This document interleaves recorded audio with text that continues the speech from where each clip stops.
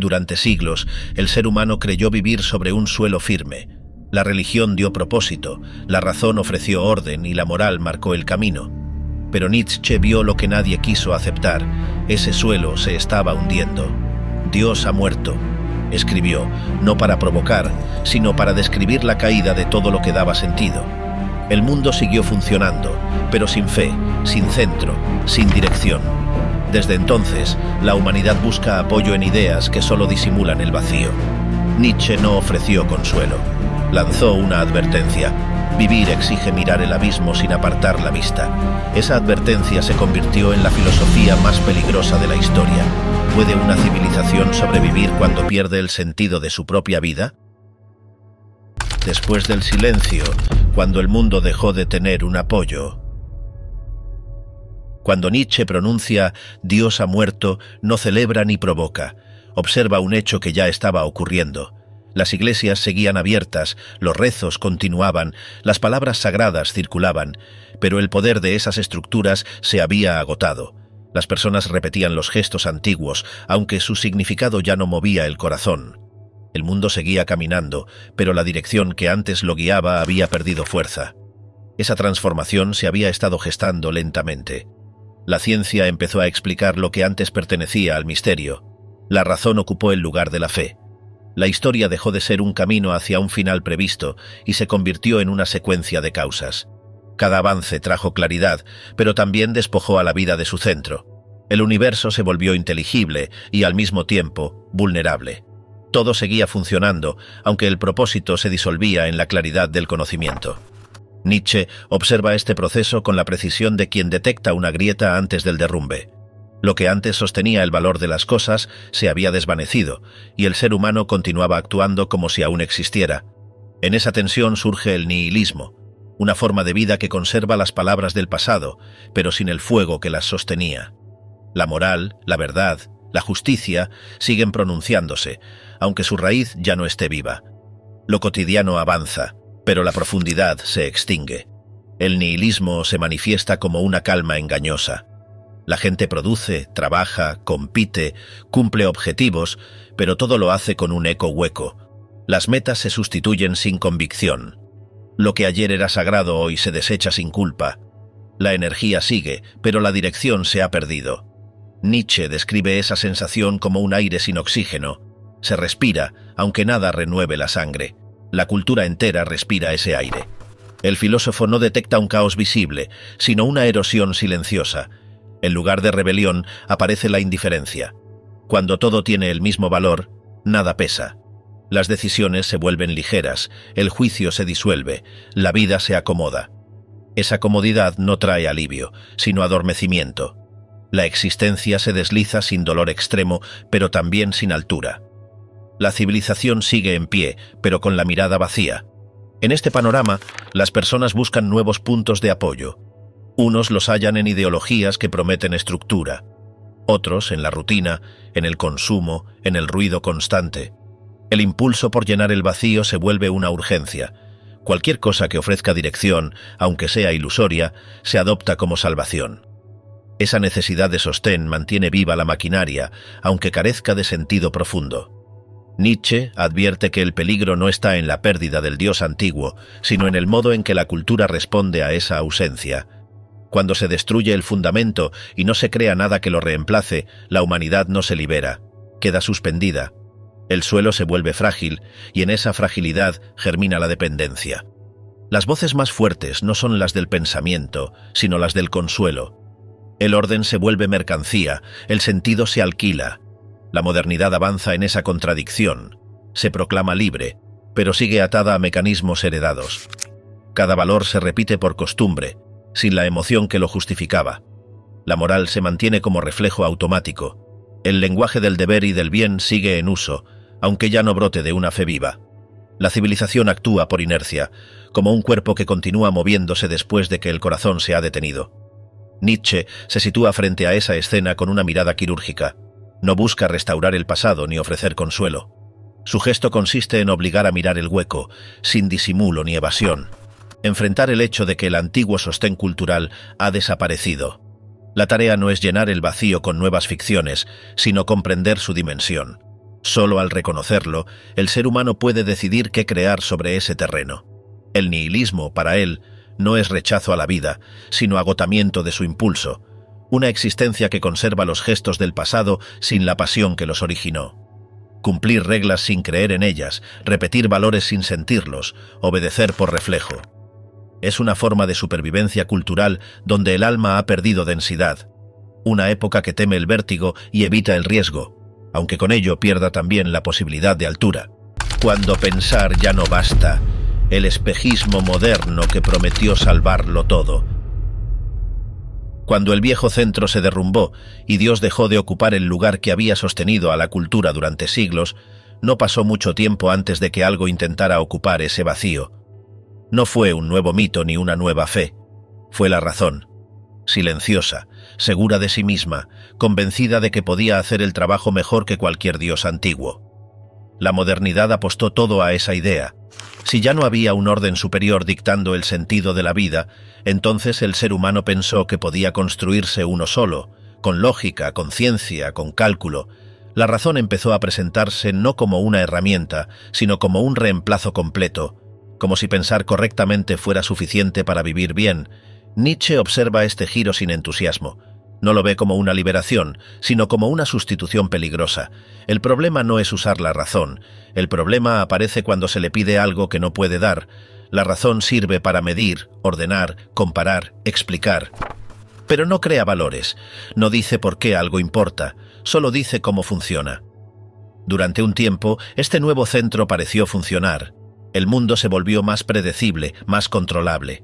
Se construyeron sistemas, normas, instituciones. Todo empezó a girar alrededor de lo útil, lo eficiente, lo funcional. La pregunta ya no era ¿qué tiene sentido?, sino ¿qué sirve? Y eso tranquilizó a muchos, pero Nietzsche detecta la grieta desde el principio. Cuando la razón se convierte en guía absoluta, deja de ser una herramienta y pasa a ser una jaula. Empieza a exigir que todo sea justificable, demostrable, razonable. Lo que no encaja queda fuera, la pasión se sospecha, el instinto se reprime, lo que no puede explicarse se descarta. En ese clima, el ser humano no se vuelve más libre, se vuelve más uniforme. Empieza a pensar, sentir y actuar dentro de márgenes cada vez más estrechos. La diferencia incomoda. Lo excepcional molesta. La grandeza se vuelve sospechosa porque no es fácilmente replicable ni controlable. Aquí aparece otro pilar de esta falsa solución, la idea de la mayoría. Si ya no hay una verdad superior, entonces se decide por cantidad. Lo que más personas aceptan se convierte en norma. Lo que beneficia al mayor número se vuelve correcto. La igualdad se instala como valor incuestionable, no como punto de partida, sino como resultado forzado. Nietzsche no ataca a las personas comunes, no desprecia a la gente por ser gente. Su crítica va dirigida a la lógica que convierte a la masa en criterio supremo. Cuando la cantidad manda, la excelencia estorba. Lo excepcional queda nivelado. Lo distinto se aplana. No se promueve lo mejor, se promueve lo que no sobresale demasiado. La razón aplicada de este modo no eleva al ser humano. Lo acomoda. Construye sistemas donde nadie cae muy bajo, pero tampoco nadie puede subir demasiado. Todo se vuelve gestionable, previsible, seguro y profundamente mediocre. En nombre del orden se sacrifican las alturas. En nombre de la igualdad se castiga la diferencia. En nombre del progreso se elimina el riesgo. La vida se organiza, pero pierde intensidad. Se vuelve correcta, pero no poderosa. Nietzsche ve en esto un peligro mayor que el caos religioso del pasado, porque aquí no hay fe que sostenga, ni mito que inspire. Solo hay normas, cálculos y consenso.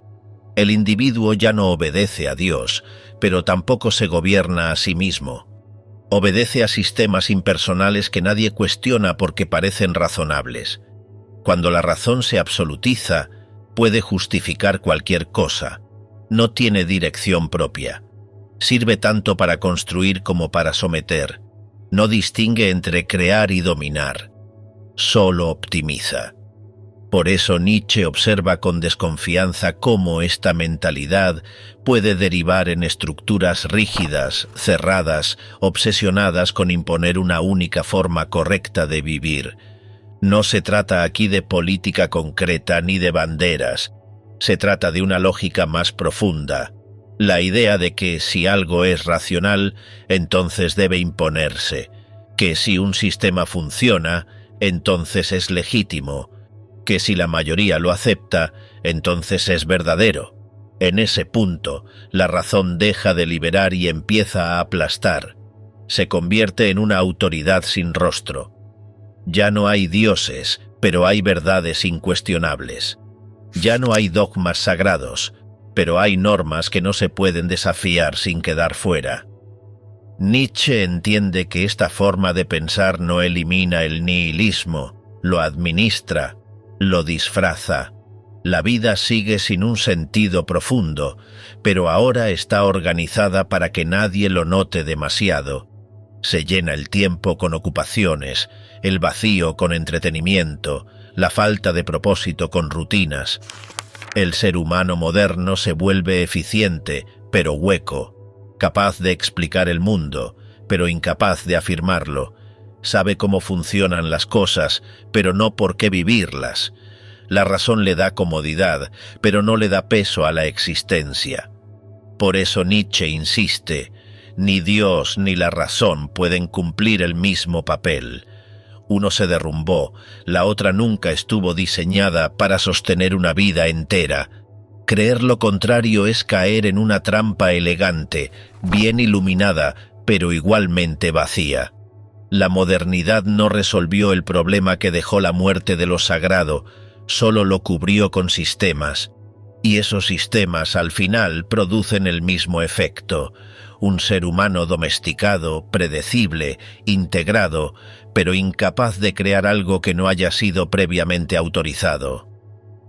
La moral que enfermó al ser humano, culpa, resentimiento y obediencia.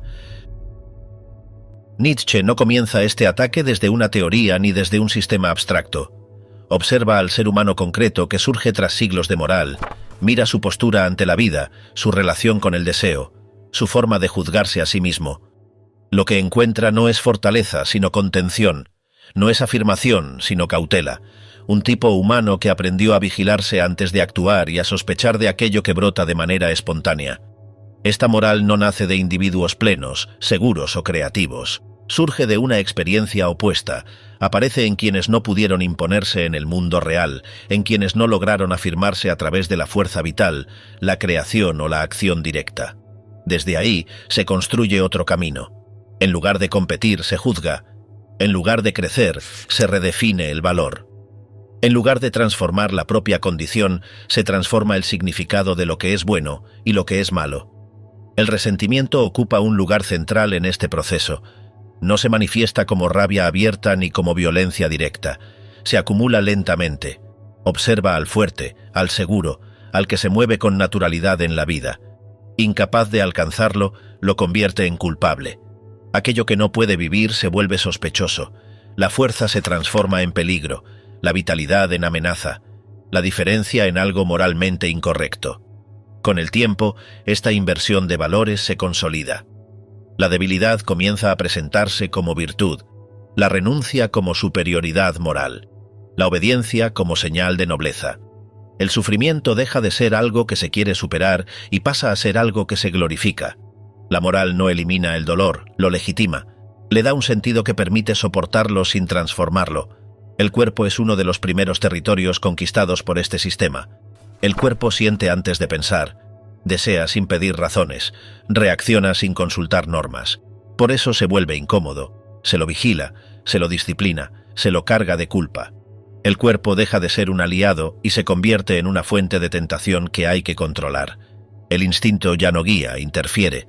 Este proceso no necesita violencia externa, funciona desde dentro. El individuo aprende a mirarse con sospecha, evalúa cada impulso antes de permitirlo. Se pregunta si está bien sentir lo que siente, si es correcto querer lo que quiere. Esa duda constante erosiona la espontaneidad. La vida deja de fluir y comienza a justificarse. Cada deseo necesita una excusa, cada afirmación requiere permiso. Nietzsche observa que la religión cumple aquí una función estructural, no por la fe en sí misma, sino por el tipo humano que produce. Un ser que aprende a glorificar la renuncia, a desconfiar del placer, a aceptar la negación de la vida presente a cambio de una promesa que siempre queda fuera de este mundo. La existencia cotidiana se vive como algo provisional, como un error que debe ser corregido más adelante.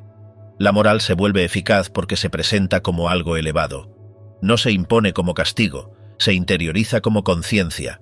El individuo ya no necesita ser vigilado desde fuera. Se vigila solo. Se acusa antes de ser acusado. Se frena antes de ser frenado. La obediencia se vuelve automática. La domesticación ya no se percibe como imposición, sino como elección personal. Este sistema necesita enemigos constantes para sostenerse. Por eso señala al deseo, al orgullo, al instinto, al cuerpo. Todo lo que no se somete debe ser sospechoso. Todo lo que afirma la vida sin pedir permiso debe ser contenido.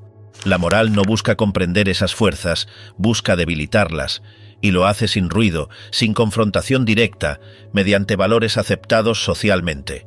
Con el paso del tiempo, este mecanismo deja de afectar solo al individuo y comienza a modelar culturas enteras. Sociedades que desconfían del talento, comunidades que castigan la diferencia, sistemas que prefieren la igualdad antes que la excelencia. Todo lo que sobresale se vuelve incómodo, todo lo que rompe el promedio genera rechazo. La culpa se convierte en la herramienta más eficaz de control. No necesita castigos visibles, actúa desde dentro. El individuo se siente mal por destacar, por gozar, por afirmarse. La alegría genera sospecha, el éxito incomoda. La plenitud se vive con cautela. Algo interno advierte que ir demasiado lejos no es prudente.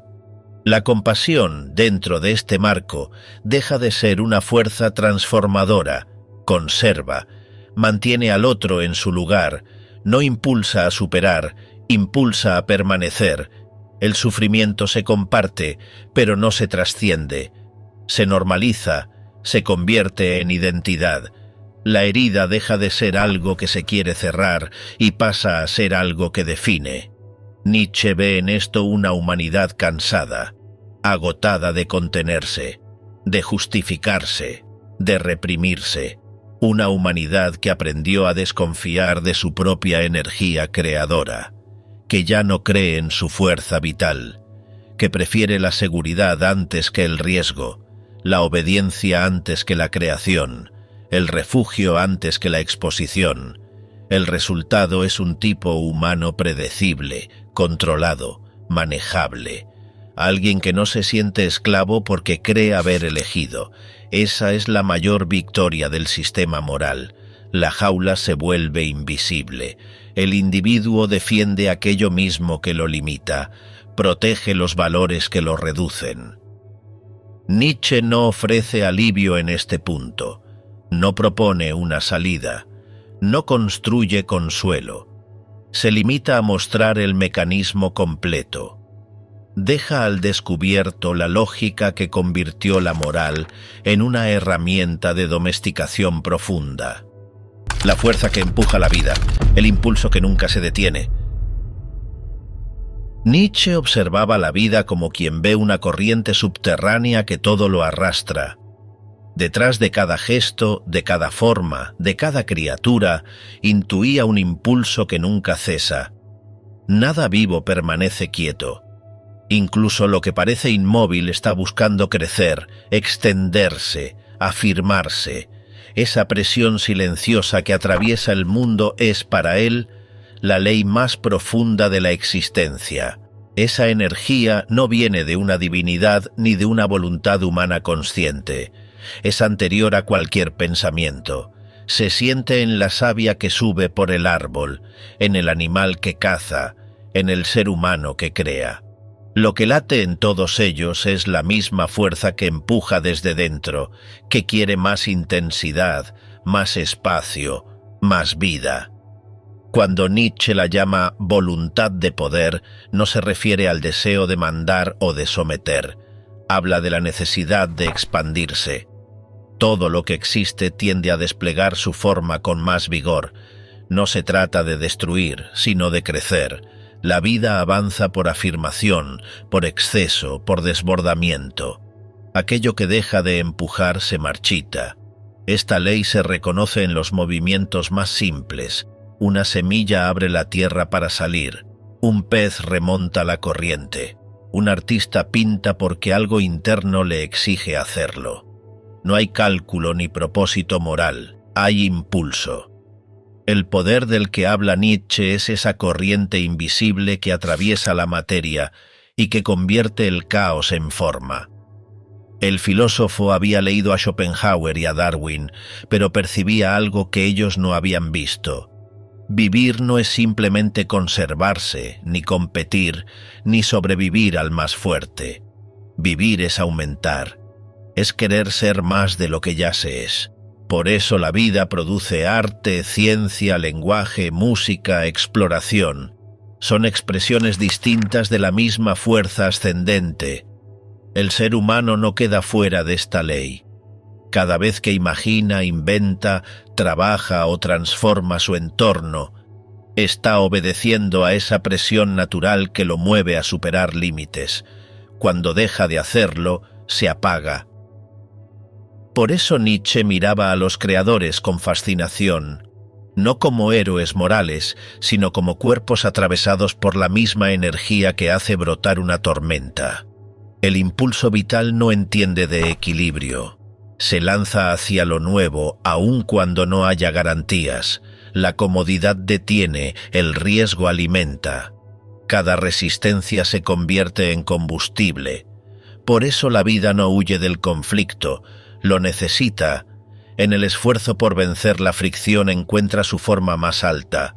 En el arte, esta voluntad se muestra desnuda.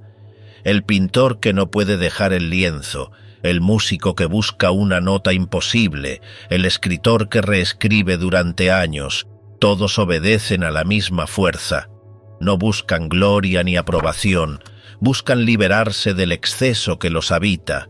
Crear se convierte en una forma de sobrevivir a la propia intensidad. También la ciencia nace de ese mismo pulso. No hay serenidad en quien explora lo desconocido. Hay hambre, curiosidad que empuja a atravesar fronteras. El descubrimiento no se planifica, se persigue.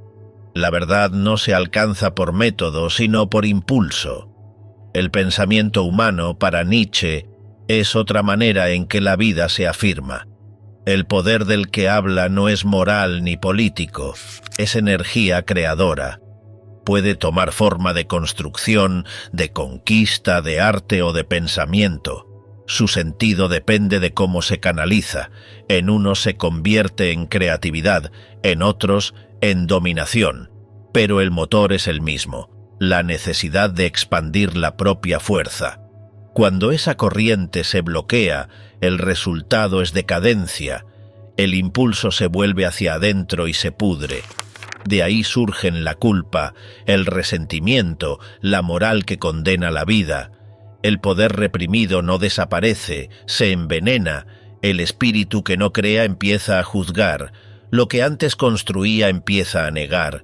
La vida sana, en cambio, gasta energía sin miedo. Se lanza, sabe que crecer duele, que cada avance exige desgaste, pero también entiende que el dolor no destruye, moldea. Nada valioso nace del reposo. El movimiento genera forma, la quietud, descomposición. Nietzsche veía la naturaleza como una escuela de ese empuje constante. En el sol que quema sin propósito, en el mar que golpea sin descanso, en la montaña que se eleva sin razón. Allí estaba la metáfora perfecta de su pensamiento, la existencia como expansión pura. No hay sentido impuesto, solo la fuerza de ser más. Cada ser encarna esa ley a su manera. En unos aparece como creación, en otros como lucha, en otros como curiosidad. La forma varía, la energía es la misma. Quien la comprende deja de buscar consuelo y empieza a vivir con intensidad. Entiende que la vida no necesita justificación, solo espacio para desplegarse. La voluntad de poder no promete armonía, produce choques, tensiones, excesos. Pero en esos choques se gesta la grandeza. Lo que resiste se fortalece, lo que evita la fricción se apaga. Por eso Nietzsche consideraba que la tragedia no era un accidente, sino una parte esencial del crecimiento. Esta fuerza no tiene meta final. Cada superación abre otra. No hay llegada, solo transformación. Lo que hoy se eleva mañana vuelve a empujar desde otro lugar. La vida gira en ciclos de ascenso y caída, pero el movimiento nunca cesa. Esa continuidad es lo que mantiene al mundo despierto. La voluntad de poder no es una teoría, es el pulso que late bajo todo lo que existe. Se manifiesta en la creación y en la destrucción, en el amor y en la ambición, en la curiosidad y en la furia. Cada forma de vida es un experimento de esa energía que quiere probar sus límites. Nietzsche no invita a entenderla, invita a sentirla, a reconocerla en uno mismo, en lo que mueve las manos, las palabras, las decisiones.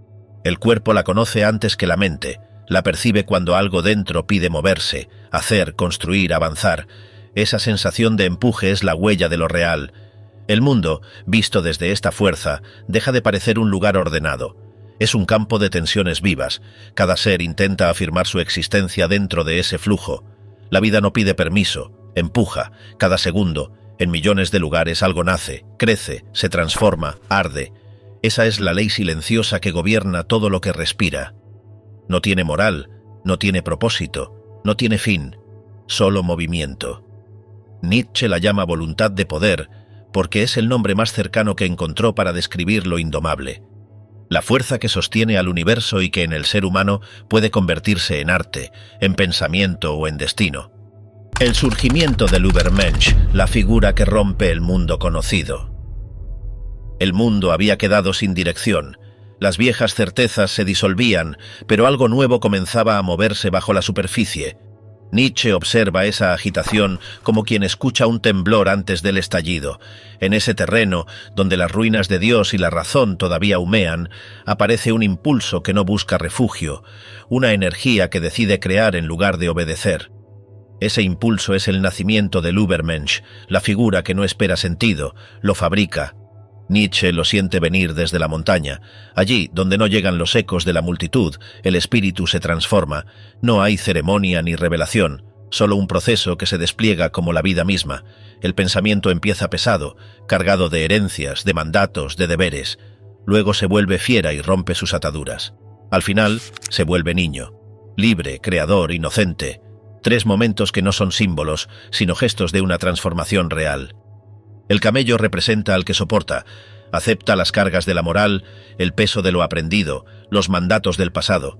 Aprende el silencio, la resistencia, la disciplina.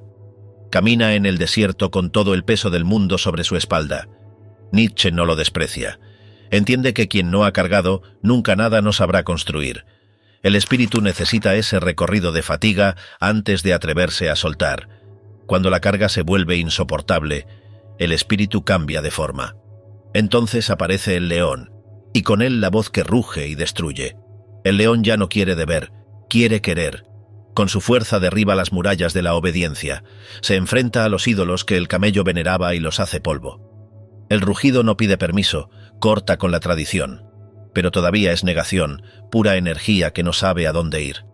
El desierto ahora se llena de ruido, de lucha, de afirmación salvaje. De esa violencia nace algo inesperado. El niño. No el que ignora, sino el que inventa. La inocencia se convierte en potencia creadora. El niño juega con el mundo, no lo interpreta. Todo vuelve a empezar. No hay deuda con el pasado ni miedo al futuro. En ese juego aparece la libertad real, la de crear sin modelo. El espíritu ha pasado del peso a la destrucción y de la destrucción a la creación. Esa es la genealogía de quien se atreve a ser más que humano. El Übermensch no predica, vive. No necesita masas ni templos. Su existencia es una demostración silenciosa. No manda, irradia. Su fuerza no aplasta, transforma. Es una forma de poder que se expande, como la luz o el fuego. Al tocar cambia lo que alcanza, pero también se consume. Esa combustión es su modo de estar en el mundo. Nietzsche ve en el artista, en el científico, en el creador, distintas encarnaciones de ese mismo fuego. La sociedad lo mira con desconfianza. La multitud siempre teme al que se aparta. El Übermensch camina solo, no por desprecio, sino por necesidad. La soledad le permite escuchar su propio pulso, la voz interna que reemplaza a los dioses muertos. En esa distancia encuentra su poder. Cada paso que da marca una frontera nueva. Donde el resto ve abismo, él ve posibilidad. Su relación con la vida es física, no contempla, actúa, crea, destruye, vuelve a crear. Todo lo que toca lo convierte en forma. En su mirada el caos no es enemigo, es materia prima. Lo que para otros es ruina, para él es territorio fértil, vive al borde, y ese borde lo mantiene despierto. Nietzsche dice que solo quien ha tenido caos dentro puede dar a luz una estrella. El Übermensch es esa estrella nacida de la confusión. Su libertad no es comodidad, es vértigo. No busca seguridad ni descanso. Sabe que el sentido no se encuentra, se forja. Por eso vive entre el riesgo y la invención. En lugar de pedir respuestas, produce caminos. Su obra no se mide por utilidad ni por moral. Su medida es la intensidad con la que vive. Y esa intensidad lo separa del resto. La mayoría teme el fuego que él necesita. El poder del Übermensch no tiene nada que ver con dominar. Es un movimiento interior que empuja hacia la excelencia. Cuando pinta, cuando escribe, cuando crea, esa fuerza se vuelve visible. Lo mismo ocurre en quien perfecciona su oficio, quien levanta algo que no existía. Cada acto de creación es una afirmación del ser. Esa es su moral. Crecer, expandirse, multiplicar la vida. El arte se convierte en su terreno natural. No el arte decorativo, sino el que transforma al que lo hace y al que lo mira. En esa creación hay sacrificio. Detrás de cada obra está la voluntad de poder que se reinventa. El artista nietzscheano no busca fama, busca intensidad. Cada página, cada nota, cada trazo es una forma de sobrevivir al vacío que dejó la muerte de Dios. El Übermensch vive dentro del tiempo, pero no pertenece a él. Su visión trasciende modas, ideologías o sistemas. No necesita prometer futuro, porque su existencia ya es una ruptura. Representa la posibilidad de un ser humano que no espera redención, que no quiere cielo ni absolución. La vida entera se vuelve su escenario y su obra. No hay otro juez que él mismo. Nietzsche advierte que pocos soportarán ese peso. La mayoría prefiere el descanso de lo conocido. Pero quien se atreve a caminar en esa cuerda tensa entre el animal y el creador siente una libertad que ningún rebaño ofrece. La caída es posible, pero el vuelo también. Vivir en equilibrio sobre el abismo exige una valentía que no se enseña. Solo se descubre cuando ya no hay vuelta atrás.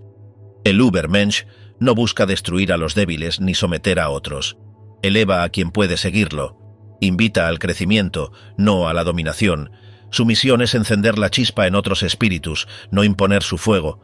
Cada acto auténtico, cada creación sincera, prolonga su existencia. Nietzsche ve en él la continuidad de la vida cuando todo parecía agotado. Al observar esta figura, uno entiende por qué Nietzsche la consideraba peligrosa. No por violenta, sino por libre. Nada la detiene, nada la limita. En un mundo que busca uniformidad, el individuo que se reinventa es una amenaza. Su sola presencia desmonta los sistemas morales, políticos o religiosos que necesitan obediencia. Frente al orden, ofrece movimiento. Frente al dogma, creación. Frente al miedo, afirmación. El Übermensch es el testimonio de que la humanidad no está terminada. Es el recordatorio de que la evolución no se detuvo en el cuerpo, sino que continúa en el espíritu. Cada generación puede acercarse a él, pero ninguna puede alcanzarlo por completo. Es horizonte, no destino. Su existencia empuja hacia adelante todo lo que vive. Al final Nietzsche deja su imagen suspendida. No hay culto ni estatua, solo un llamado a quien escuche. Allí donde el pensamiento se agota, donde el sentido se disuelve, el Übermensch aparece como acto puro. No viene a prometer eternidad. Viene a demostrar que la vida, cuando se asume plenamente, no necesita justificación. Esa es su revolución silenciosa, la del hombre que decide ser creador en un mundo que aún teme crear. Vivir peligrosamente, la filosofía que exige el cuerpo entero. Nietzsche contempla la existencia como una prueba que ningún dogma puede aliviar. No hay cielo que recompense ni infierno que castigue. Solo un mismo día que se repite una y otra vez, idéntico hasta el último gesto. Es la idea del eterno retorno. Todo lo que ha ocurrido volverá a ocurrir infinitas veces. Cada instante que el ser humano vive está condenado a repetirse sin final. Esa visión no pretende consolar, sino medir el peso de la vida. Quien puede mirarla de frente y decir sí, demuestra que su existencia vale la eternidad. La escena es radical. Imagina un pensamiento que se presenta como un demonio en medio de la noche y susurra: esto que vives ahora, con cada alegría y cada herida, volverá a pasar una y mil veces. Esa frase divide al espíritu. Algunos se hunden en el horror, otros sienten el vértigo de la afirmación. El eterno retorno no es una creencia, es un espejo. Refleja cuánta fuerza tiene cada individuo para aceptar el mundo tal como es, sin querer cambiarlo. A partir de ahí, Nietzsche formula su desafío: amar el destino. No tolerarlo, amarlo. Amor fati, el amor a lo necesario. Aprender a ver lo que sucede, pérdida, fracaso, enfermedad, como parte de una misma belleza. No hay rebelión posible contra lo que ocurre, solo la posibilidad de transformarlo en afirmación. El filósofo escribe en La Gaia Ciencia: quiero aprender cada vez más a ver lo necesario de las cosas como lo bello. Así seré uno de los que hacen bellas las cosas. Esa frase condensa la prueba final: mirar lo inevitable y decir gracias. Esa mirada no nace del optimismo, sino del coraje. El hombre que ama su destino no espera explicación ni justicia. Vive como quien baila sobre un terreno que puede abrirse en cualquier momento.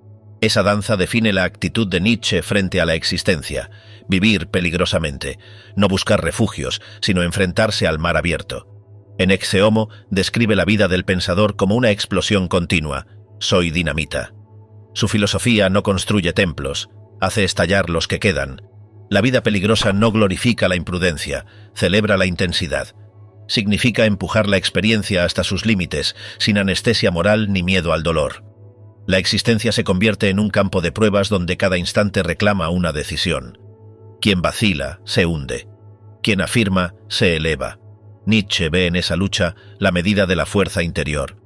El que puede decir sí al retorno eterno no necesita religión ni salvación. Ya ha alcanzado la forma más alta de afirmación. El amor fati transforma la desgracia en materia de arte. No hay lamento en el espíritu fuerte, hay composición. Cada pérdida se vuelve ritmo, cada golpe, color. El creador nietzscheano no huye del sufrimiento, lo usa como cincel. La tragedia no lo destruye, lo afila. Por eso el filósofo compara la existencia con una obra estética. El artista no borra el dolor, lo ordena dentro de una forma que lo trasciende. La aceptación no es resignación, es estilo. Ese estilo exige salud, pero no la que evita el riesgo, sino la que lo convierte en fuerza. Nietzsche la llama gran salud, una vitalidad capaz de contener lo trágico sin descomponerse. La enfermedad, el agotamiento, el aislamiento son parte del laboratorio donde esa salud se forja. En esa fragua, el cuerpo y el pensamiento se mezclan. No hay separación entre sentir y pensar. La idea nace del músculo, la voluntad del pulso. Cada afirmación se paga con sangre real. Por eso su filosofía no es para todos. La mayoría necesita consuelo, promesa, comunidad. Necesita creer que el dolor tiene sentido. Nietzsche observa esa necesidad con compasión, pero también con distancia. Sabe que solo unos pocos soportan el peso del eterno retorno sin derrumbarse. Son los que pueden vivir sin perdón ni esperanza, los que aman el mundo incluso cuando se desmorona. A esos pocos les habla Zaratustra cuando dice: «Yo os enseño el superhombre. El hombre es algo que debe ser superado». La prueba es sencilla en apariencia y casi imposible en práctica. Imaginar que todo lo que uno ha vivido, incluso lo más humillante, volverá eternamente. Si al pensarlo uno tiembla, todavía no ha aprendido a vivir. Si al pensarlo sonríe, ha alcanzado la afirmación total. Nietzsche no busca que todos pasen esa prueba. Advierte que el mundo se mantendría en equilibrio si solo unos pocos la soportan. El resto necesita muros, reglas, creencias. El espíritu libre no. En Ecce Homo escribe con la serenidad de quien ya lo ha entendido. El pensamiento del eterno retorno marca la más alta forma de afirmación que pueda concebirse. No se trata de aceptar el destino, sino de desearlo. Desear que todo vuelva, incluso el sufrimiento. Desear que la vida, en su totalidad, se repita. Esa locura sagrada separa al que sobrevive del que vive. El que sobrevive espera el final. El que vive lo recrea cada día. Esa actitud tiene un precio. Vivir peligrosamente implica soledad, incomprensión, a veces destrucción. Nietzsche lo sabe, su cuerpo se resquebraja mientras su pensamiento alcanza su punto más luminoso. Pero esa fragilidad no contradice su mensaje, lo confirma.